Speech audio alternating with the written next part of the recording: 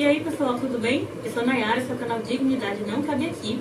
E hoje eu vim trazer uma das resenhas mais difíceis de fazer. Não apenas porque eu li finalmente uma autora temida daquela minha lista de 5 autores. Agora falta só o Borges. Mas porque também foi um dos livros mais difíceis de ler.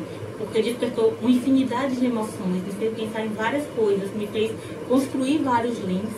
E acho que é um livro para ler não só uma vez, mas algumas vezes para ler algumas vezes durante a vida. Eu não sabia muito bem como trazer essa história para vocês, como trazer as minhas impressões de leitura para vocês. Primeiro porque a história é muito simples. A história fala de uma mulher de classe alta ou média alta que vive num bom apartamento e a gente encontra essa mulher no momento em que a empregada foi embora, não sabemos porquê, e ela decide ir até o quartinho da empregada, acho que pela primeira vez. Ela nunca tinha ido até esse aposento, digamos assim, e tem na cabeça a ideia de que esse quartinho deve estar sujo, bagunçado, e que ela vai fazer uma faxina para colocar aquele espaço em ordem. A surpresa dela, quando chega lá, é de que esse espaço está extremamente limpo, organizado e tem pouquíssimas coisas. A partir do momento que ela entra nesse quartinho de empregada, alguma coisa acontece dentro dela, nesse espaço, e todo o acontecimento, todo o evento deixa de acontecer naquele espaço físico e passa a acontecer dentro dela. Hoje eu vou falar da viagem interior de GH, no incrível livro A Paixão Segundo GH, da temida por mim, Clarice Lispector. Vamos lá.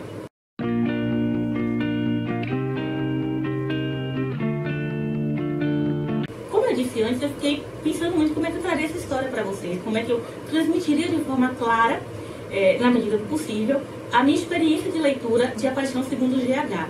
E aí eu cheguei à conclusão de que seria interessante não usar apenas a minha voz, a minha fala, mas usar também a fala de Clarice. Afinal de contas, foi ela que escreveu o livro, ela tem mais gabarito do que eu para explicar do que se trata A Paixão Segundo GH.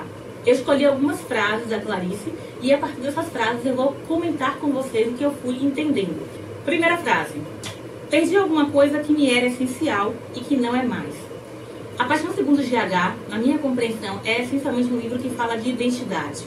Identidade enquanto um termo bastante amplo, né? O questionamento de quem eu sou, quem eu posso ser, quem eu devo ser, quem eu penso que sou e principalmente quem eu gostaria que os outros pensassem que eu sou.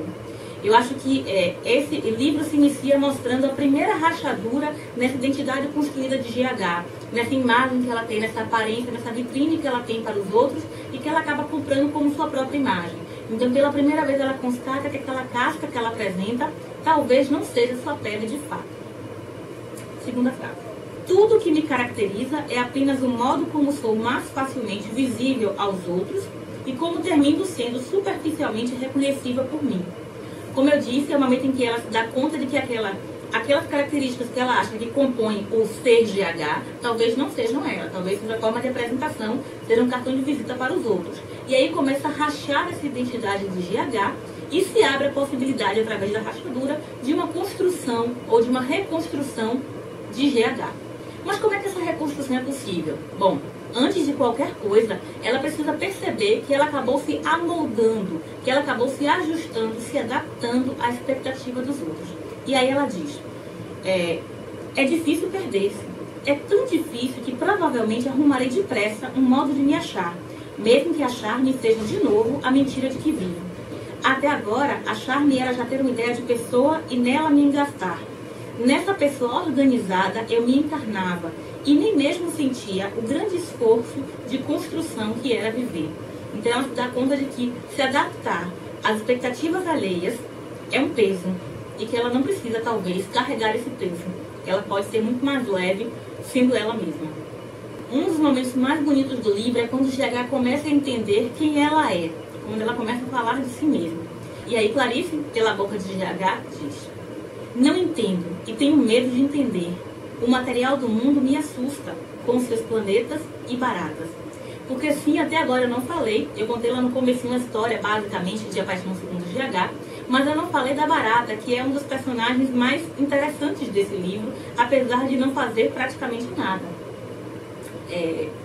Quando o GH vai para esse quartinho de empregada e tem essa epifania, porque sim, esse é um livro que fala de epifania, é o momento que ela entra nesse quarto, que ela tem um clique, que ela encontra esse quarto limpo, organizado, que tem apenas um armário, um desenho a carvão na parede, e que dentro desse armário ela encontra uma barata viva, e esse encontro com a barata faz toda a mudança nessa reconstrução de identidade. GH começa a ficar muito assustada com esse novo mundo que ela está descobrindo. E ela se dá conta do quão covarde ela sempre foi, achando que sua vida estava estruturada, construída e sólida, né?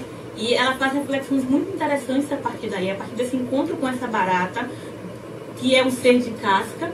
E eu acho muito interessante essa relação, né, da casca, do invólucro da barata, de algo que aparentemente é sólido, mas que guarda um material extremamente delicado e fluido dentro. E essa analogia com ela mesma, com essa reconstrução de identidade a partir da quebra dessa casca e da descoberta do que tem dentro dela. E aí ela começa a falar de tudo que assusta, de tudo que dá medo nela. E de como a esperança e o futuro entram como elementos consoladores, elementos tranquilizadores. E aí vem uma das frases mais emblemáticas do livro, para mim, talvez a segunda mais importante do livro para mim, que é: mas o que eu nunca havia experimentado era o choque com o momento chamado já.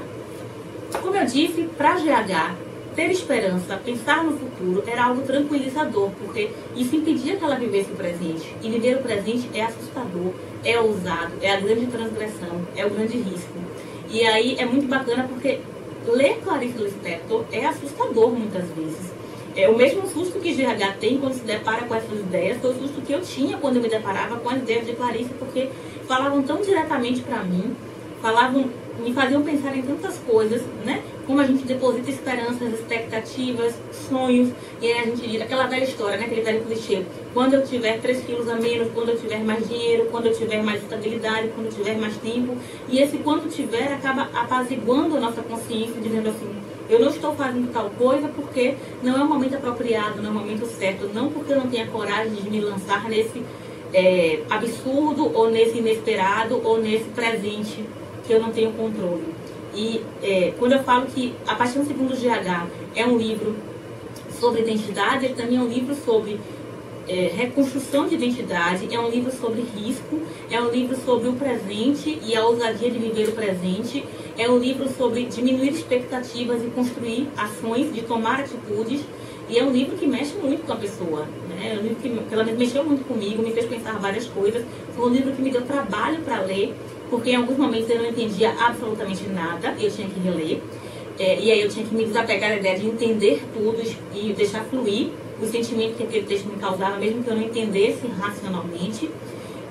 Foi um livro que me deu trabalho porque me despertava sensações muito ambíguas, me angustiava muitas vezes, parecia que Clarice estava falando diretamente comigo, né, leitora, e isso é muito difícil de lidar algumas vezes, mas foi uma experiência muito, muito bacana, muito forte de ler A Paixão Segundo GH, como sempre me disseram, né?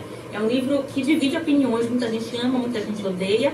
Eu amei esse livro, é um livro que eu precisei comprar a versão física porque eu queria ter um instante para pegar a qualquer momento que eu precisasse. Eu queria ter à mão, é um livro que eu queria poder botar na minha bolsa e sair e consultar, né, de vez em quando, e ler passagens, ler trechos, e grifar e marcar coisas. Eu queria sentir fisicamente esse livro, eu precisava. No Kindle eu acho que não me daria a mesma experiência. Já que a gente está falando tanto de risco, como é que GH poderia correr esse risco? Ela dá uma dica de uma forma muito direta e quase cáustica, eu diria. A desheroização é o grande fracasso de uma vida. Nem todos chegam a fracassar porque é tão trabalhoso. É preciso antes subir penosamente até enfim atingir a altura de poder cair. Só posso alcançar a despersonalidade da mudez se antes eu tiver construído toda uma voz. Então, a importância da falha, do se permitir falhar, e você só falha se você tentar. Isso é clichê, mas é uma grande verdade. E eu acho que eu sempre sou defensora de que as obviedades devem ser repetidas, porque pelo fato de serem óbvias, elas se tornam invisíveis muitas vezes. Então, isso é uma grande dica para mim. Como aquele livro, A Arte da Imperfeição, que diz feita é melhor do que perfeita, aquela frase nunca saiu da minha cabeça. Eu acho que essa também nunca vai sair.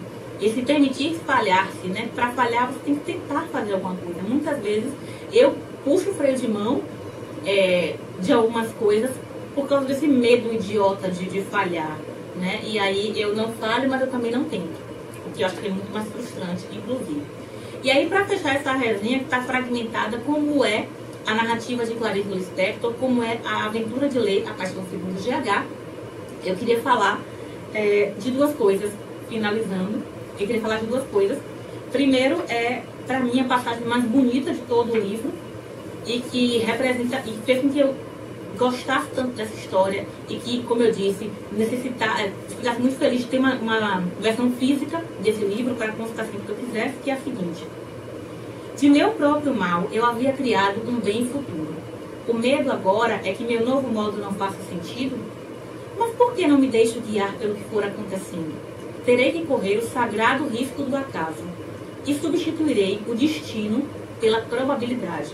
Eu achei essa passagem linda, de uma força extrema, e acho que é o impulso que esse livro, a mensagem que esse livro traz, né, de que essas paixões de viver, a paixão de viver o presente, a paixão de correr o risco de viver o presente, é uma das maiores ousadias que a gente pode ter e uma das que a gente menos se atém, porque a nossa expectativa toda está no futuro, está nas previsões, nos planos, nas metas.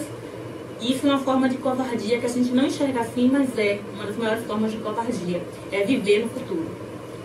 Clarice diz aqui no comecinho do livro que esse livro é como um livro qualquer, mas eu ficaria contente se fosse lido apenas por pessoas de alma já formada. Eu discordo profundamente dessa indicação de Clarice, e eu acho que todo mundo devia ler esse livro em qualquer fase da vida. É claro que em cada fase você vai entender ou não entender em diversos níveis, né? Mas eu acho que a graça é essa. É você ler em várias fases da vida, em vários momentos da vida, em várias idades, em vários momentos emocionais da vida, porque a cada momento você vai ter epifanias diferentes na relação com esse livro. E quando ela fala de pessoas de alma já formada, seja lá o que ela quis dizer com alma já formada, eu não acredito nisso. Eu acredito na alma sempre em formação, eu acredito em pessoas em formação. E eu acho que esse livro, inclusive, é uma excelente indicação para essa formação. Portanto, não pense nisso de alma formada ou não. Pegue A Paixão Segundo GH e tenha essa experiência. Mesmo que você odeie, mesmo que você não entenda, mesmo que você ache chato ou sei lá o quê. Eu acho que é um diálogo super interessante que você tem como texto. E eu gostaria muito de saber quais foram as epifanias e reflexões que você teve, se já leu A Paixão Segundo GH. Essa resenha eu tentei ser o mais claro possível, eu espero que ela fique compreensível, mas não é uma resenha na verdade, né? É mais uma impressão. Esse é um dos vídeos que eu realmente posso dizer que não é uma resenha, é uma impressão de leitura, é uma reflexão, é uma discussão comigo mesmo, com vocês, sobre o que representou ler A Paixão Segundo GH. Recomendo esse livro, recomendo a leitura. Não é um livro simples, não é um livro fácil. Eu vi uma entrevista de Clarice em que ela disse que escreve muito simples e que talvez por isso as pessoas não entendam ela. E de fato, tinha momentos aqui que eu não entendia nada, mas eu ia adiante, porque eu comecei a degustar, a sentir a experiência, a deixar que assim, não estou entendendo, mas eu vou adiante. Vamos ver onde é que isso vai me levar.